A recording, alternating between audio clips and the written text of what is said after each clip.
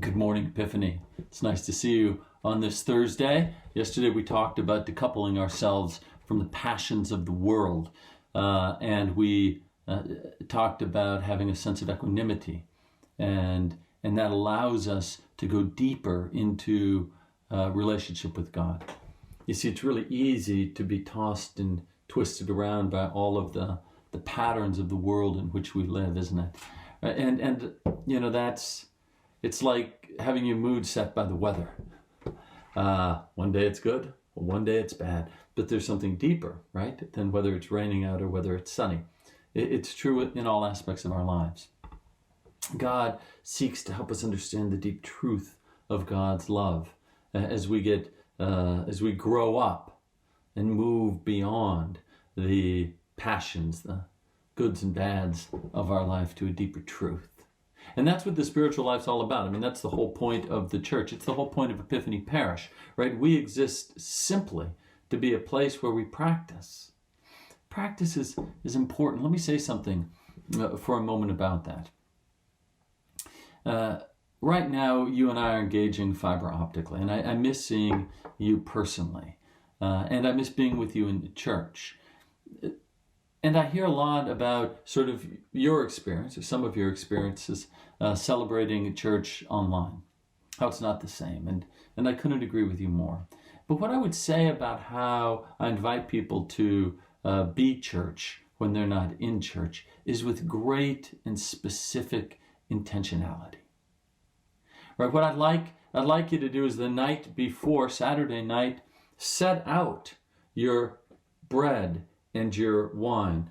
Pre-print your bulletin. Get up well before church and prepare like you would do when you're going to church, right? Take a shower and put on your nicest gray vest or whatever you like wearing to church, right? And have a chair that you sit in, right? And maybe that your friend or spouse or child sits in, right? And go to church with the intention of worshiping. You see, one thing that happens with screens, in my experience, is we watch them. And so we don't participate in a TV show. We don't participate in funny memes that we see on YouTube. We watch them. And so we're used to being presented by a screen and then watching something on the screen. And it's not the same as going to church. And it never will be. However, you can do it differently. You can set it up and prepare and go and worship. And your experience, you'll find, will be richer. So, worship is one of the spiritual exercises that we participate in at Epiphany. Another, of course, is reading the Bible. Let's do a little of that. John chapter 8, verse 39. And the Jews answered Jesus, Abraham is our father. And Jesus says to them, if you were Abraham's children, you would be doing what Abraham did.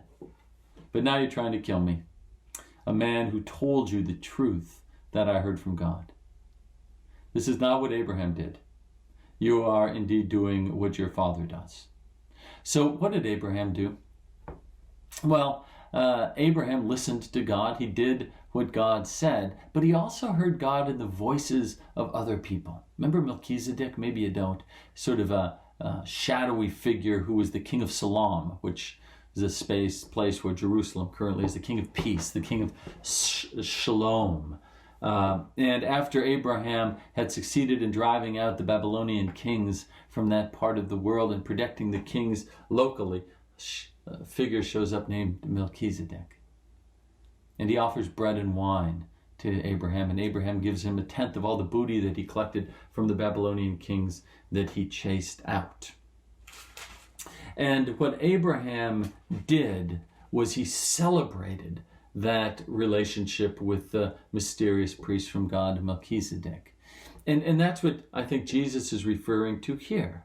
Right? You're trying to kill me. Abraham didn't do that with the holy people that he engaged. Abraham did something else. He sought to understand the truth. Right? And you're not doing this.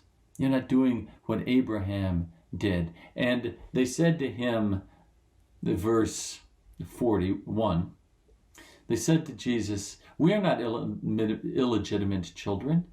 We have one Father, God himself. It's true, as did Abraham. But Jesus says to them, if God were your Father, you would love me. For I have come from God, and now I am here.